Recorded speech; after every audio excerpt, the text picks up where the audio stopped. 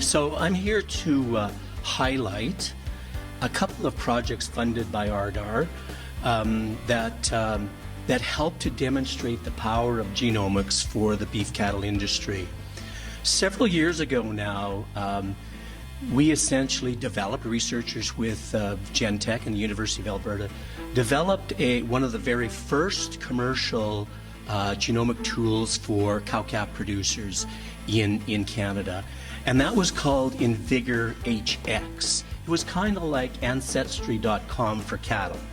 It's not that producers want to know that particularly, but what the tool does is it gives an idea of genomic diversity, the amount of retained heterozygosity there is in an individual, or the amount of hybrid vigor.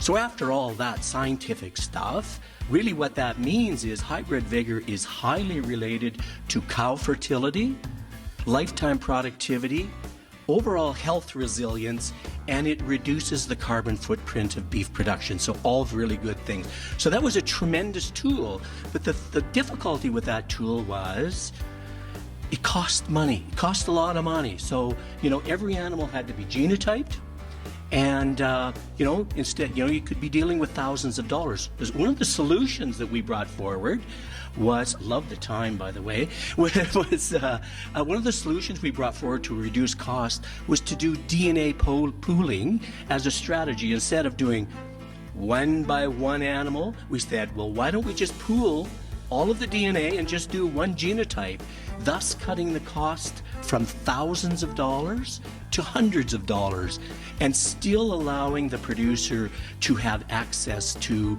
that tool, at least on a herd basis, a herd level basis, they could do it, and still allow them to manage for high amount of hybrid vigor in their cow herd. We have a project on that right now, and we're essentially collecting samples from thousands of cows across Alberta, and that's on a rush order to get done. And so to determine the relationship between, breed composition from an individual versus breed composition from a pool. So that's that project. The next one that I want to talk about is around what we call the Feeder Profit Index project, which is again a project funded by RDAR and CAP funding.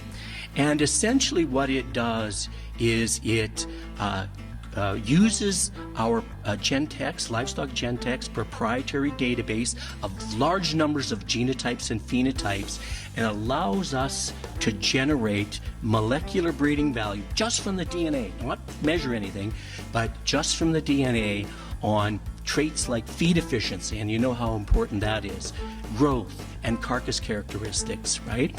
And these molecular breeding values have accuracies that are essentially equivalent to having 10 to 20 progeny records. So can you imagine the cost and time it takes to measure 20 progeny on a large-scale basis?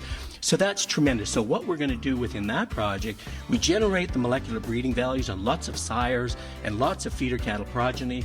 We follow them through the whole system from birth to slaughter, and then relate their carcass, the carcass income coming from the progeny. We relate that to the molecular breeding value and the feeder cattle profit index that we've calculated. And so that's one of the ways to evaluate and deploy genomic technology to Alberta and to Canada, and allow producers to become confident with the technology. So guess what? I've almost made it, which is excellent. 5 minutes goes by so quickly. And come and join us at our poster over there. I see Kira is there, and we can talk more about these various tools and their application. So thank you very much.